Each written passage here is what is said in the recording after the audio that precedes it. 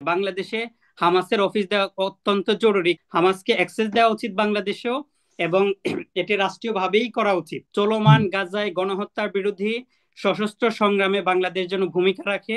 সেনা জি। এবং বেসামরিক যারা স্বেচ্ছায় যুদ্ধ করতে প্রস্তুত তাদেরকে পাঠানোর ব্যবস্থা করা, হামাসকে সহযোগিতা করার জন্য একটা বৈধ পন্থা বের করা। বাংলাদেশের জনগণ বা হামাসের সাথে যুদ্ধে অংশগ্রহণ করতে চায়, এটা অর্থ দিয়ে হোক এবং অস্ত্র দিয়ে হোক। বাংলাদেশে আজকের এই সমাবেশে রাষ্ট্রের সরকারের কাছে এবং আন্তর্জাতিক মহলের কাছে যে গুরুত্বপূর্ণ দাবি উপস্থাপন করা হয়েছে, আরো গুরুত্বপূর্ণ কিছু দাবি বাদ পড়ে গেছে বলে আমি মনে করি। সবচেয়ে গুরুত্বপূর্ণ হচ্ছে আন্তর্জাতিক মহলে নেতানিয়াহুর বিচার দাবি করা হয়েছে, বা এই গণহত্যায় জড়িত ইসরায়েলিদের বিচার দাবি করা হয়েছে, যেটা এটা একটা দাবির অংশ, নিশ্চয়ই গুরুত্বপূর্ণ।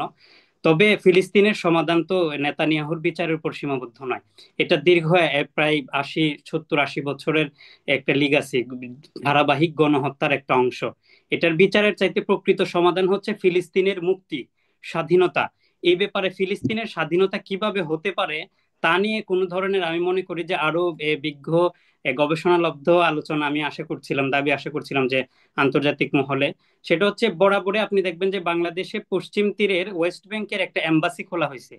আমি স্রোতের বাহিরে গিয়ে কিছু কথা বলবো এখন, সাগর ভাই। এর থেকে এম্বাসি থেকে আগেও ওয়ার্নিং পাওয়া, হয়তো বা এখনো সমস্যা হতে পারে।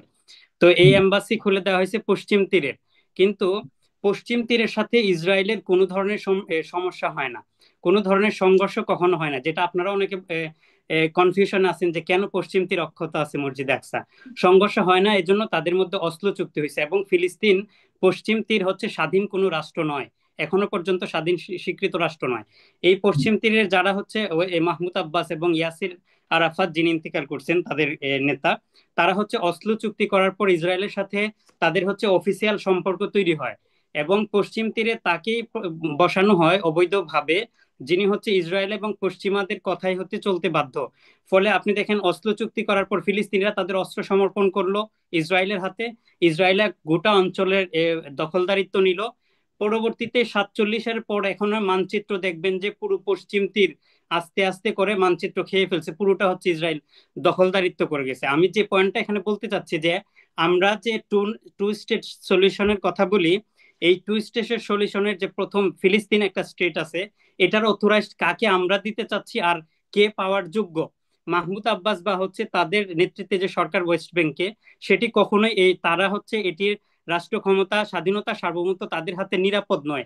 যেটার সুস্পষ্ট প্রমাণ অসলো চুক্তি, এবং এখন অব্যাহত দখলদার, অব্যাহত গণহত্যার বিরুদ্ধে মাহমুদ আব্বাসের নীরব ভূমিকা, সেটা সুস্পষ্ট। এবং আপনি দেখেন যে এই গাজার যে মুজাহিদদের লিডার, মুক্তিযোদ্ধাদের যে লিডার ইসমাইল হানিয়া, এবং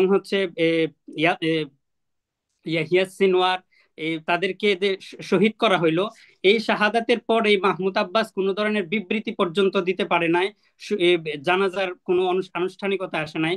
কিন্তু তিনি ইসরায়েলের সাবেক প্রধানমন্ত্রী ইন্তেকালের পর তিনি খুব গভীর সমবেদনা জানিয়েছেন, দীর্ঘদিন ব্যাপী অনুষ্ঠানগুলোতে যোগ নিয়ে দিয়েছিলেন।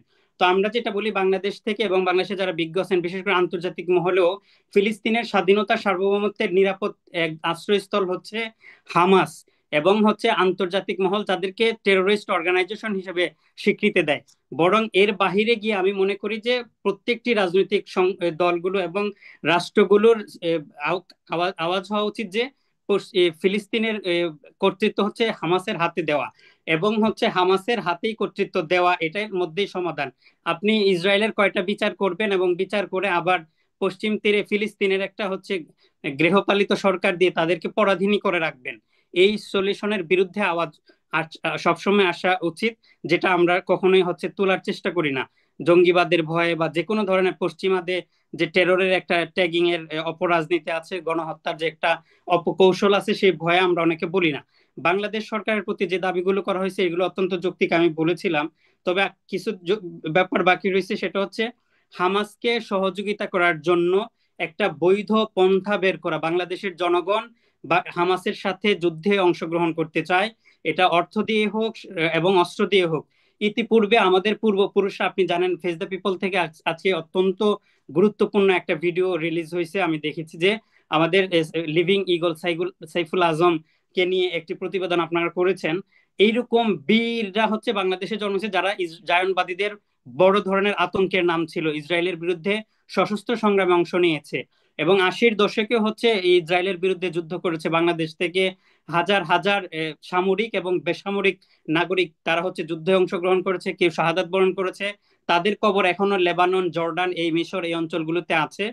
কবরে খোদাই করা আছে যে তারা ইসরায়েলের বিরুদ্ধে যুদ্ধ করতে শাহাদাত বরণ করেছে। এবং গাজী আছেন যারা বাংলাদেশে এখনো পর্যন্ত জীবিত আছেন। এবং আরেকটা ব্যাপার হচ্ছে তাদের একটা সংগঠনও বাংলাদেশে আছে, প্যালেস্টাইন প্রত্যাগত মুক্তিযোদ্ধা সংসদ, যারা হচ্ছে ইসরায়েলের বিরুদ্ধে যুদ্ধ করছিলেন। তারা হচ্ছে বাংলাদেশ সরকারের কাছে দাবি জানিয়ে আসছে তাদেরকে যেন মুক্তিযোদ্ধা হিসেবে স্বীকৃতি দেওয়া হয়। এটাও সাইফুর ভাই আপনাকে নোটে দিলাম, এ ব্যাপারে খোঁজ নিবেন।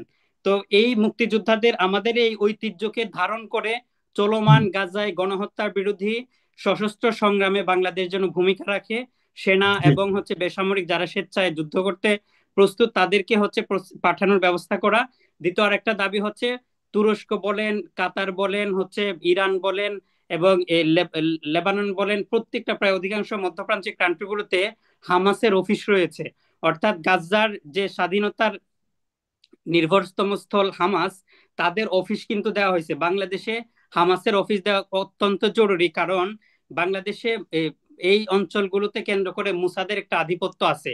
মুক্তিযুদ্ধের সূচনা লগ্ন থেকে মুজিবনগরের সরকারে তাদের অপচেষ্টা ছিল বাংলাদেশকে নিয়ে, এবং এই থেকে ধারাবাহিকভাবে এখনো পর্যন্ত মুসাদ হচ্ছে পার্শ্ববর্তী দেশ ভারতের সাথে, রয়ের সাথে সামঞ্জস্য করে তারা হচ্ছে এই ষড়যন্ত্র করে করে যাচ্ছে বাংলাদেশ যেন অদূর ভবিষ্যতে একটা এই অঞ্চলের এশিয়ার গাছ যাতে পরিণত না হয়, এই জন্য এখানে হামাসের সহযোগিতার ব্যাপারগুলো স্পষ্ট হওয়া উচিত। হামাসকে অ্যাক্সেস দেওয়া উচিত বাংলাদেশেও, এবং এটি রাষ্ট্রীয়ভাবেই করা উচিত। জি এ, জি, আমার মনে হয় কিছু আপনি স্পষ্ট করেছেন। আমার আর কোনো কিছু আছে বলার আপনার? আমি বলছি ভাই, আমি তাহলে এই দাবিগুলো করা উচিত ছিল যে বাংলাদেশ সরকারের কাছে এই দাবিটা উচিত ছিল যে হামাসকে সহযোগিতার বৈধ পথ দেওয়া এবং বাংলাদেশে হামাসের অফিস হচ্ছে পুনর্স্থাপন করা, হুম, এবং ইসরায়েলি ভ্রমণকারীদের বিরুদ্ধে কঠোর হস্তক্ষেপ নেওয়া, যেটা ইতিপূর্বে শ্রদ্ধেয় তিনজন বক্তাই বলেছেন যে এই যে যারা ভ্রমণ করছে, আমি এখানে একটু শ্রদ্ধেয় গাজী সালাউদ্দিন ভাই এবং হচ্ছে মুফতি আবু মোহাম্মদ রাহমানি ভাইয়ের শ্রদ্ধার সাথে একটু বিষয় আমি সংশোধনী বা ইহতিসাব দিতে চাই। সেটা হচ্ছে আমরা তাদের পরিচয়ের ব্যাপারে আমরা বলছি তারা সুন্নি বক্তা, অথবা আজকে বলছি যে সুন্নিরা আসে নাই। আমি এটার বিরোধী, কারণ আমি ব্যক্তিগতভাবে এই সেক্টরে কাজ করতে গিয়ে আমি সুন্নি আলেমদেরকে, সুন্নি তরুণদেরকে পেয়েছি যারা হচ্ছে হামাসের পক্ষে কাজ করার জন্য তারা খুবই আগ্রহী, এবং হচ্ছে তারা কাজ করে থাকেন। আজকের মার্চ ফর সলিডারিটি এই প্রোগ্রামের জন্য সুন্নি উলামায়ে কেরাম হচ্ছেন আহ্বান জানিয়েছেন, অংশগ্রহণও করেছেন, তবে নেতৃস্থানীয় পর্যায়ে কেন যায় না আমি সেটা জানি না। আরেকটি ব্যাপার হচ্ছে যে এই যে তিনজন বক্তা যাদেরকে আমরা সুন্নি ট্যাগ দিচ্ছি, তাদের এই ট্যাগের এই সুন্নি উলামায়ে কেরামই হচ্ছে তাদের বিরুদ্ধে সবচেয়ে বেশি সমালোচনা করছে, সেটাও আমি জানি। সুন্নি যারা অ্যাক্টিভিস্ট আছেন তারা সমালোচনা করছেন। সুতরাং একটা ঘটনা ঘটলে আমরা এই যে দলীয় একটা ট্যাগ, মতবাদের একটা ট্যাগ দিয়ে দেই, ফলে একটা দুষ্টা হচ্ছে ঢাকা পড়ে যায়। দেখা গেল আপনি যখন জি সুন্নি ট্যাগ দিলেন, তখন সুন্নি ভাইরা তার সুন্নিয়তের রক্ষার খাতিরে তাকে হচ্ছে প্রোটেক্ট করতেছে, অথচ এটা স্রেফ বাংলাদেশের আইনে একটি স্রেফ একটা অপরাধ সংগঠিত হয়েছে। ইতিপূর্বে দেখবেন যে এটা প্রত্যেকটা মন্ত্রণালয় থেকে অফিসিয়ালি ঘোষণা আসছে, কোনো বাংলাদেশি নাগরিক যদি ইসরায়েলে ভ্রমণ করে হচ্ছে সেটা হচ্ছে আইনত অপরাধ। সুতরাং তাদের কোনো দলীয় পরিচয় নাই, কোনো ধরনের ধর্মীয় পরিচয় আমরা দেখব না। তারা স্রেফ হচ্ছে ইসরায়েল ভ্রমণকারী, হচ্ছে একজন অপরাধী, তাদেরকে এয়ারপোর্টে গ্রেপ্তার করে বিচারের আওতায় আনতে হবে। অতি দ্রুত স্পষ্ট। হচ্ছে পাসপোর্টে অ্যাকসেপ্ট ধন্যবাদ। ইসরায়েল পুনর্বহাল করতে হবে। ধন্যবাদ আপনাকে।